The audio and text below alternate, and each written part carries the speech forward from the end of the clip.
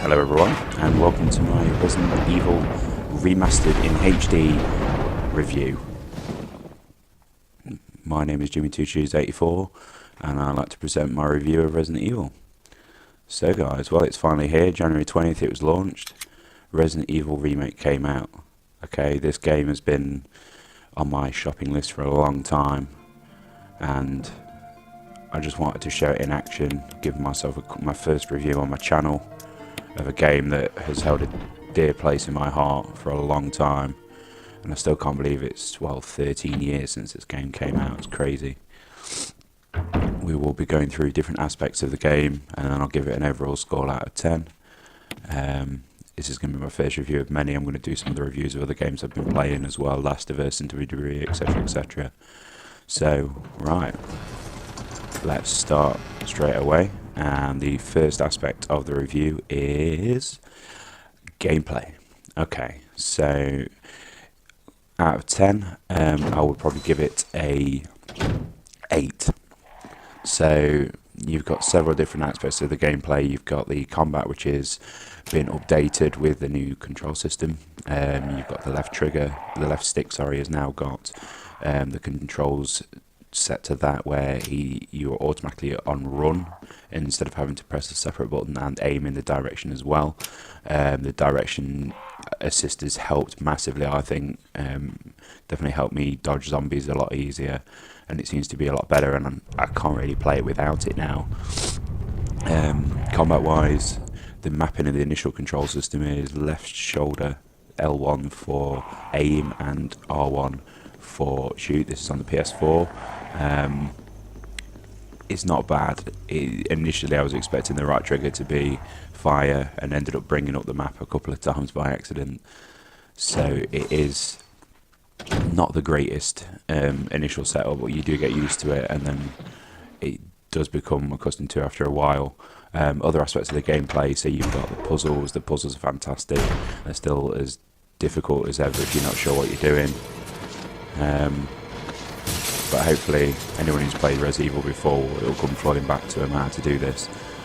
But I think the main thing for the gameplay is it's very well done, considering it's a game that's 13 years old this year. It's more than held its own, easily more than held its own. There's definitely some scares in there. Control system's been worked on, so it's better. And the item management's very good because it helps you keep an eye on what you're doing as well. So I'll give the gameplay an 8 out of 10. So sound is the next one. Well, sound, you can't really fault it in any aspect. I'll give it a 9 out of 10. The only reason I'll give it a 10 is some of the zombie noises are a bit, I don't know, they take me out at the moment a little, but the soundtrack is phenomenal, absolutely phenomenal. They took a great soundtrack from Resident Evil 1, which had some classic tracks in, revamped it, shook it up a bit, and it just sparkles. I mean, my favourite soundtrack still is, to this day, is the first Underground. It's called, on this, I believe it's called Neptune's Tank. It's when you first go underground in the guardhouse, you go down the ladder in room 002, and that plinky plonky music, just, it's hauntingly brilliant. But yeah, the sound is phenomenal in the game. It drags you in, it keeps you hooked. You listen out for any little murmur, any little groan from a zombie, or for any little shuffle of the feet, or scuffle of a dog, or anything, just to see if there's anything nearby, or a click of a hunter. It's fantastic, so I'll definitely give that 9 out of 10. So the next aspect is plot. So, well, plot is pretty simple. Well, you say simple, if you've heard it before, it's definitely simple.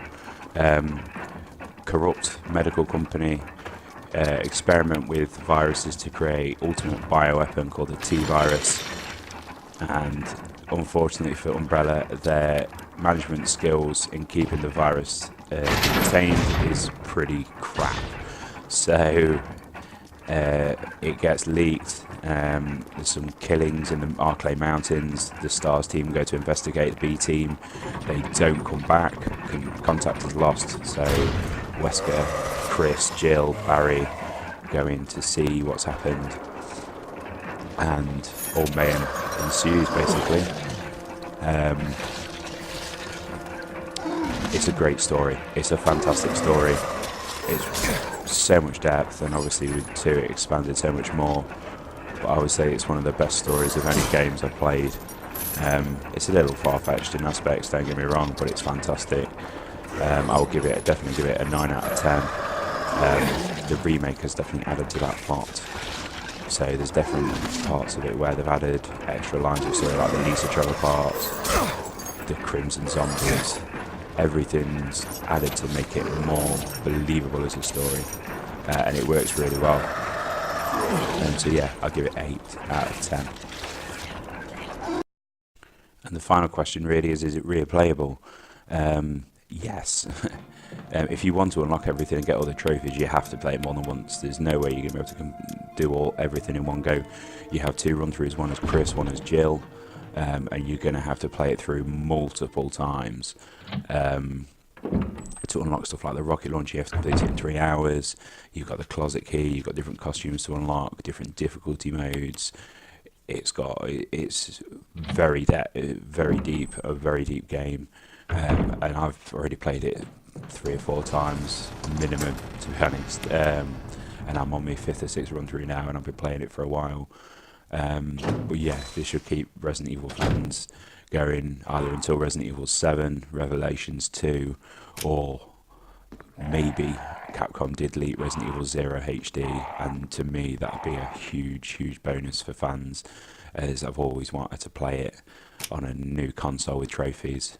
So overall guys, that's it. I will give it, say durability, I give it 8 out of 10, and here is the overall score.